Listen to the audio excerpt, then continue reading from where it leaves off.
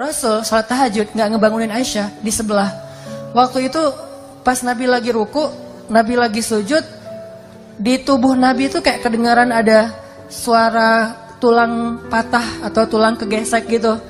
Aisyah bangun, astagfirullahaladzim, Nabi kenapa? Nabi kenapa kok kayak ada suara tulang gitu di tubuh beliau, kayak orang lagi patah tulang kan, truk gitu.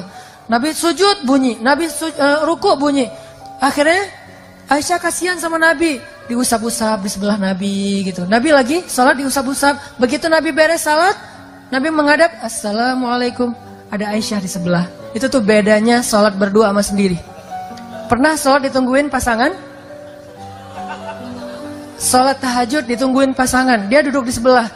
Kok duduk di sebelah gak ikut sholat Ustaz? Lagi dapat gilirannya, periodenya, jadi dia gak bisa sholat, lagi haid. Duduk di sebelah, gak bisa sholat juga dia, kayak setia gitu dampingin sholat. Apa bedanya? Bedanya pas salam, assalamualaikum warahmatullahi.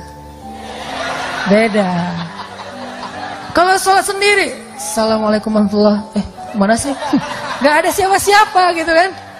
Kalau ini sholat salam, terus bedanya lagi apa? Pas amin, waladhdallin, amin, gitu aminnya. Kalau sholat sendiri, waladhdallin, nggak ada yang aminin. Atau kalau ada pun suaranya, amin, kan ngeri. Jadi kalau kalian pengen ibadahnya tuh kayak nyaman gitu ya, nikah ya.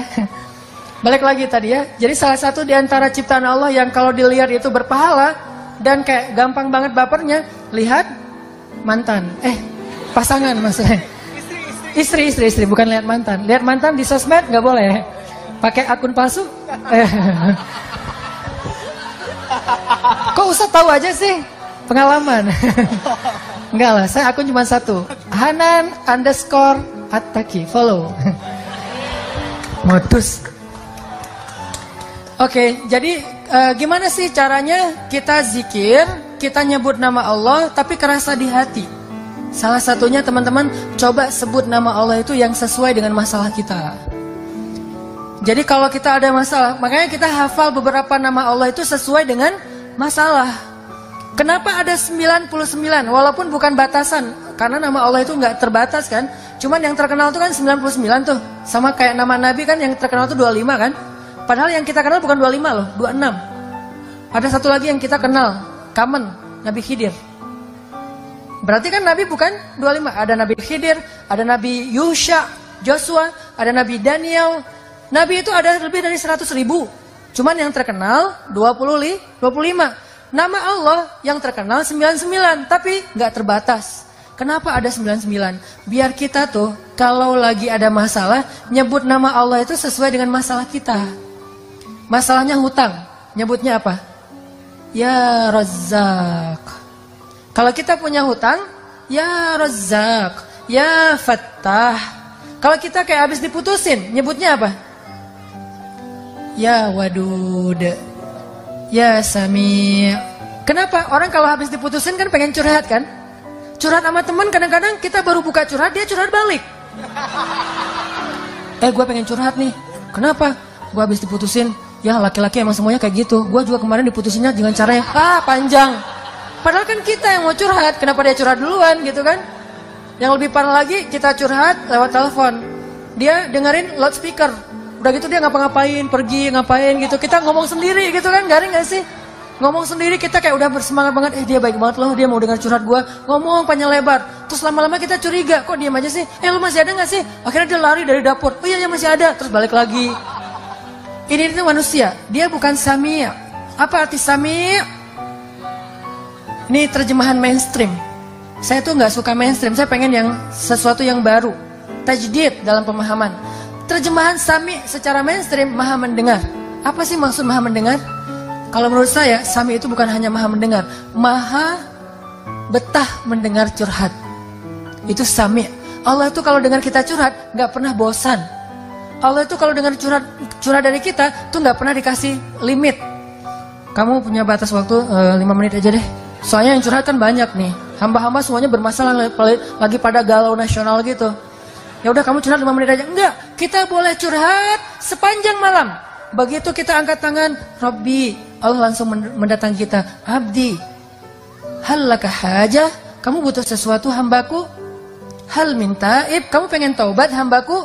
Hal min mustaghfir, kamu pengen minta ampun hambaku? Pengen apa? Pengen apa? Allah yang datangin kita. Allah turun dari langit dunia untuk dengan curhat kita di sepertiga malam terakhir. Allah yang datangin kita. Kalau teman kita kan kita yang datangin dia. Udah gitu kita harus bawa hadiah, kita harus traktirin dia makan, kita harus tambahin dia kuota. Ntar dia bilang, gara-gara curhat kamu tuh kuota gue habis, ya udah gue gantiin gitu kan. Kalau Allah nggak kayak gitu, dengerin curhat kita dan betah banget. Sehingga panggil Allah dengan nama yang sesuai masalah kita. Sehingga PR kita nih, challenge dari saya buat teman-teman, coba teman-teman baca terjemahan dari setiap nama di Asmaul Husna. Kan ada Asmaul Husna tuh, cari bukunya atau googling, kan ada terjemahannya. Coba pahami terjemahan itu. Salah satunya apa? Jabbar. Al-Jabbar. Al-Jabbar ini kan kalau dalam bahasa umum tuh yang maha memaksa, yang maha perkasa, kuasa gitu. Memaksa sesuatu tuh sesuka dia. Itu Jabbar. Tapi Jabbar juga dalam makna yang lain, yang maha mengobati sakit hati loh. Itu arti Jabbar. Makanya ke dalam doa ketika kita antara dua sujud, kita baca apa? Rabbighfirli warhamni wajburni. Apa arti wajburni? Ya Allah paksain aku gitu. Enggak kan? Kan wajburni itu dari kata Jabbar. Artinya apa? Ya Allah sembuhkanlah sakit hatiku. Jadi kalau lagi sakit hati, baper, kayak nggak terima kenyataan gitu, apa sih alasannya dan seterusnya? Kenapa sih dia left? Kenapa sih dia pergi? Kenapa dia apa segala macam kayak misalnya nge-reject telepon kita? Cara ngobatin sakit hati, wajiburni ya Jabbar, wajiburni ya Jabbar. Jadi tergantung nada nih. Kalau ya Jabbar itu artinya yang maha perkasa dan memaksa. Tapi kalau ngomongnya ya Jabbar, itu artinya yang menyembuhkan penyakit hati. Makanya coba baca deh Asmaul Husna, itu challenge anak muda ya. Coba baca, nggak usah hafal, baca aja dulu. Karena kalau disuruh hafal nanti berat. Baca aja, pas ada masalah ngomong dengan nama itu. Wahai zat yang maha mendengar, saya lagi pengen curhat. Anak saya, suami saya, apa saya, kayak gitu-gitu kan ada masalah nih, masalah keluarga. Ngomong sama Allah, tapi panggil nama yang sesuai masalah kita. Itu akan kena banget. Satu, tutorial zikir yang bikin hati kita itu kerasa. Yang kedua, coba kalau kita pengen zikir yang berkesan itu, baca juga bacaan-bacaan doa sesuai dengan apa yang pernah diajarin Nabi itu. Nabi itu banyak banget ngajarin doa-doa yang keren. Misalnya doa galau, doa kayak hampir kayak desperate gitu, kayak hampir putus asa. Bacanya apa? La haula wala quwata illa billah. Dan itu ajaib banget. Sampai ini tutorial yang ketiga ya. Kalau teman-teman pengen zikirnya berasa di hati, baca fadilah dari zikir itu. Apa fadilah? Keutamaan, benefit. Kerennya zikir itu apa? Coba baca. Misalnya nih, pas kita sholat ya. Siapa yang ketika sholat berjamaah mendengar imamnya mengatakan Sami Allahu liman hamidah. Apa artinya? Kita sering dengarkan itu kan? Sehari minimal 17 kali. Sami Allah liman hamidah. 3 kata. Allah maha mendengar kepada orang yang memujinya. Itu kata imam. Imam kayak ngingetin makmum. Puji Allah, Allah lagi dengerin nih. Gitu kan maksudnya. Sami Allahu liman hamidah. Kata imam. Kita langsung muji. Rabbana lakal hamdu hamdan katsiran thayyiban mubarakan fih. Begitu kita ngomong ini, tahu nggak apa yang terjadi? Malaikat itu akan rebutan pengen doain kita. Rebutan, gua duluan dong. Malaikat rebutan pengen nge-like caption kita. Malaikat tuh pengen nge-repost caption kita ke langit dengan kalimat apa? Ya Allah, sayangi hamba ini. Ya Allah, ampuni hamba ini. Sekarang giliran gua. Udah. Kayak rebutan orang berdoa di mana? Di Multazam Ka'bah. Kayak orang rebutan berdoa di mana? Di Raudhah Madinah. Kan itu rebutan tuh. Saya pernah tuh lagi doa di Raudhah Madinah. lagi doa, terus disenggol-senggol dari belakang. Ya Allah, ya Allah. Jadi kayak doa itu kayak nggak bisa tenang gitu, saking dorong-dorongan. Apalagi orang Indonesia, kalau udah doa bersimpuh gitu kan, duduk bersila. Ya Allah, kayaknya paling banyak masalah itu orang Indonesia gitu, karena doanya paling panjang gitu. Orang Arab kan doanya sambil jalan ya, Rabbana atina apa segala macam beres gitu. Tapi ada yang unik juga, orang Indonesia datang di Raudhah, saya liatin aja. Yang lain kan mulutnya komat kamit, ada yang bersuara, ini diam aja. Pas sudah keluar Raudhah, amin. Jadi apa maksud dia? Dia kayak ngaminin doa semua orang buat dia sendiri gitu. Ini doa cerdas nih. Dia kayak baru hijrah gitu kan, baru hijrah terus nggak baca doa, nggak tahu. Gua baca apa sih? Yaudah deh. Amin, samain aja deh yang sama yang lain ya Allah gitu. Jadi paket komplit gitu kan. Nah malaikat itu tuh ngedoain orang yang memuji Allah ketika i'tidal, itu kayak orang berdoa di Raudhah loh. Kayak orang berdoa di Multazam depan pintu Ka'bah atau di Hajar Aswad. Orang kan mau Hajar Aswad tuh kan tarik-tarikan tuh. Ada ibu-ibu tuh mau nyium Hajar Aswad sampai dia akhirnya kelempar ke atas. Kan semua di sana orang berhijab kan. Dia kelempar di atas, pas sampai kelempar atas, kelempar ke depan. Udah di depan dia nyium Hajar Aswad, kelempar lagi ke belakang, hijabnya ketinggalan di Hajar Aswad. Dia kelempar ke belakang, terus dia, alhamdulillah bisa cium Hajar Aswad, bu kepalanya, astagfirullah gitu. Ini nih hebohnya orang pengen apa? Pengen doa di sana kan ya. Nah ternyata malaikat itu juga ada kayak momen-momen kayak gituan. Bukan cuma manusia doang yang kayak gitu. Kita pernah kayak gitu di pas umroh dan haji. Malaikat juga pernah. Kapan? Salah satu momen malaikat rebutan berdoa itu adalah ketika Sami Allahu liman hamidah. Kita di belakang, Rabbana lakal hamd hamdan katsiran tayyiban mubarakan fi. Itu malaikat rebutan pengen doain kita. Udah dong, gua dong. Ada berapa malaikat? 70.000 malaikat. Kebayang nggak tuh keutamaan doa itu tuh? Baru baca gitu doang. Makanya kalau kita tahu fadilah, keutamaan setiap zikir, setiap kalimat yang kita baca, itu kita bakal semangat banget loh, berasa loh di hati. Kayak tadi lagi sholat, bukan GR ya, karena emang Nabi yang ngomong gitu kan. Jadi pas saya bilang, Sami Allahu liman hamidah, saya sendiri juga baca, Rabbana lakal hamdu, hamdan katsiran tayyiban mubarakan fi. Bukan saya GR, jadi tapi kayak nggak mungkin juga malaikat bilang, ngapain sih lo kayak GR banget, kita nggak doain lo, nggak mungkin. Malaikat tuh rebutan, jadi kita kayak, alhamdulillah didoain malaikat, kayak pengen i'tidal yang lama. Kan 70.000 malaikat ngantri gimana tuh? Bisa semalaman kan? Kalau seandainya saya mau tuh, seharusnya Rabbana lakal hamdu hamdan katsiran tayyiban mubarakan fi. Udah aja diam. Cuman saya khawatir makmumnya yang curiga, jangan-jangan Ustadz meninggal berdiri nih, husnul khotimah gitu kan. Akhirnya digantiin dari belakang gitu. Jangan, itu sikut menyikut ya. Jangan ngikutin cara kayak gitu. Tapi artinya itu keutamaan. Belum lagi nanti pas kita sujud. Pas begitu kita sujud, itu posisi kita paling dekat sama Allah loh. Paling dekat gimana? Allah tuh kayak duduk di sebelah kita. Walaupun nggak ada perumpamaan untuk Allah ya. Karena Allah tidak seperti laisa kamitslihi syai'. Ini hanya analogi kedekatan nih. Bukan analogi Allah seperti apa. Analogi qurbah, dekatnya Allah. Itu kayak kalau kita sama temen tuh kayak lagi nempel kulit sama kulit. Lu ngomong apa? Lu mau minta apa gitu. Kayak ayah sama anak, ibu sama anak. Anakku digendong, didekap gitu. Allah tuh lagi mendekap kita. Kapan? Pas kita sujud. Jadi begitu sujud kita tuh berasa lagi didekap Allah. Ngapain bangkit cepat-cepat? Kalau kita sholatnya sendiri. Kalau sholatnya berjamaah ya harus bangkit waktunya. Daripada nanti makmumnya curiga. Tiba-tiba ada yang lagi sujud lama gak bangkit. Ada yang gini. Apa sih imamnya? Jangan-jangan batal. Tiba-tiba ntar imamnya hilang, tinggal makmum gitu kan ya. Kenapa? Batal wudhu gitu. Akhirnya sujud yang lama. Kenapa? Karena Allah lagi dekat banget sama kita pas kita sujud. Sehingga kita baca Rabbi ilaika aslamtu wa bika amantu wa alaika tawakkaltu. Bukan wa alaika aftartu wa bika apa. Itu mah doa iftar ya. Enggak.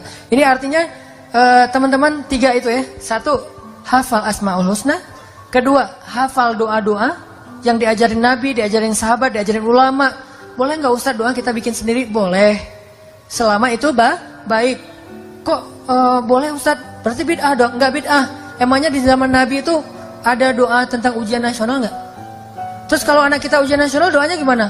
Nggak bisa doa dong Ustaz, kan nggak ada contohnya dari Nabi. Soalnya anak Nabi nggak ada yang ikut ujian nasional. Doa itu adalah ibadah mutlak secara fikih. Arti mutlak, bebas selama dia baik. Beda dengan muqayyad. Kalau sholat itu muqayyad, udah ada aturannya, how to-nya. Kalau doa mutlak bebas. Kita bisa berdoa nggak angkat tangan, freestyler gitu kan. Lo lagi ngapain? Lagi doa, kok nggak angkat tangan? Gua free ride. Jadi kayak nggak ngangkat tangan gitu. Ya Allah, santai banget anaknya. Nabi pernah doa nggak angkat tangan? Pernah. Doa apa? Doa pas naik kendaraan. Karena Nabi baca doa itu pas lagi naik. Kebayang nggak angkat tangan lagi naik kendaraan? Gimana tuh? Apalagi moge naik Harley. Sambil naik tuh, sambil baca doa kan nggak mungkin ya. Sambil angkat tangan. Pasti Nabi pegangan setir gitu kan. Setir itu adalah tali kekang onta, itu setirnya gitu. Jadi doa nggak pakai angkat tangan boleh. Atau angkat tangan juga boleh, gini. Ada yang angkat tangannya gini. Girly banget sih. Kan dia, kenapa kok gitu? Aku kan feminim sih. Jadi doanya tuh kayak girly banget gitu kan. Ada yang doanya standar gitu. Ya Allah. Ada yang kebuka, ada yang ketutup, tergantung gayanya masing-masing. Ada juga yang doanya tuh kayak berharap banget. Ada yang kayak gitu. Ada yang doanya tuh gini. Pernah nggak ngeliat? Nabi ketika malam perang Badar, doanya tuh gini. Itu namanya istighosah. Ada ayatnya? Ada. Il tastaghithuna rabbakum fastajaba lakum. Di surat Al-Anfal, ketika kalian beristighosah kepada Rabb kalian. Jadi istighosah itu ada dalilnya. Il tastaghithun Rabbakum, ketika kalian beristighosah kepada Rabb kalian. Apa arti istighosah? Doa yang sangat panjang, semalaman. Nabi berdoa dari habis Isya sampai subuh. Doa, apa yang diminta sama Nabi?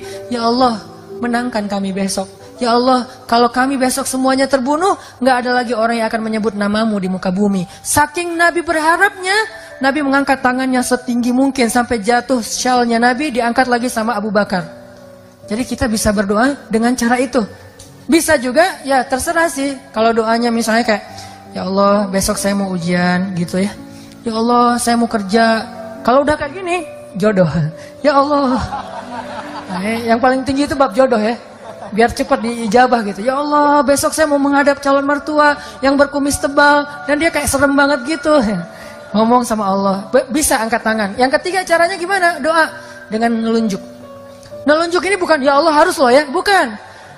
Orang Arab kalau angkat tangan dengan nelunjuk, ini maksudnya apa? Iya karena abudu, wa iya karena selain engkau satu-satunya ya Allah. Makanya di Mesir tuh pas saya lagi kuliah di Mesir, kalau lagi kunut itu keren banget loh, kolosal banget. Jadi imamnya baca gini, Allahumma hdina fi man hadait. Makmumnya bukan bilang amin, bilangnya apa? Ya Allah, itu serentak satu lapangan besar. Apalagi bulan Ramadan sampai jalan-jalan tutup semuanya. Wa'afina fi man afait. Ya Allah gitu serentak. Itu tuh kolosal banget, keren banget. Makanya mudah-mudahan ini jadi tren juga ya di anak muda. Kita sholat subuh berjamaah. Begitu imamnya kunut, Allahumma hdina fi man hadait. Imamnya jangan buru-buru. Allahumma hdina fi man hadait. Jangan gitu, yang santai. Biar apa? Biar aminnya serentak. Kita aminnya di belakang, amin. Aminnya tuh amin cowok. Jangan amin, jangan gitu. Amin cowok, amin. Begitu, wa'afina fi man afait. Amin. Itu kan keren ya. Jadi kayak kolosal gitu subuhnya. Wah, Masya Allah itu luar biasa. Dengan syarat imamnya tahu gimana cara bikin crowd itu. Dia kuat, manajemen crowdnya tuh bagus si imamnya teh. Dia ngerti cara bikin crowd itu jadi kayak dia jadi center of interest tuh dia ngerti banget. Nah imam kayak harus ada pelatihan juga kayaknya. Imam gimana cara perform yang bikin crowd itu jadi interest ke dia kayak gitu-gitu itu keren banget.